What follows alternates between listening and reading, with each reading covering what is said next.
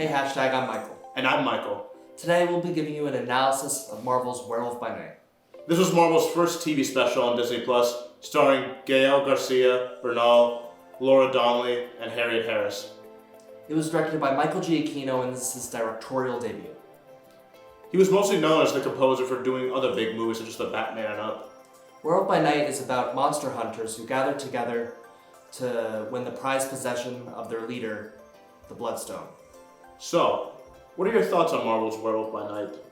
I thought it was great. I thought Michael Giacchino did a great job for a first-time director. Yeah, definitely. The practical effects were fantastic. Like, how they were able to make Jack become the werewolf while still looking more human was really well done. And the visuals when they got the stone off Man-Thing's back and it rejects him when he reaches for it was just really on point.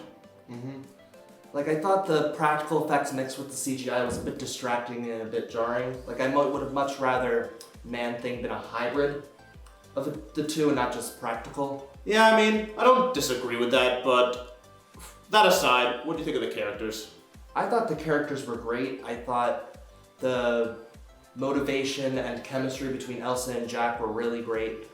The saving of his friend nature of Jack and the family drama of Elsa really gave it a good heart for the special. Indeed, 2022 has really been a hit or miss year for the MCU with inconsistencies in writing and way too much unneeded comedy, just like in the new Thor movie.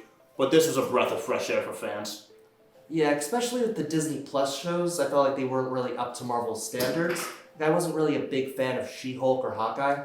I mean, I actually enjoyed Hawkeye, but I do agree with you that it's been underwhelming, so it was a good change of pace.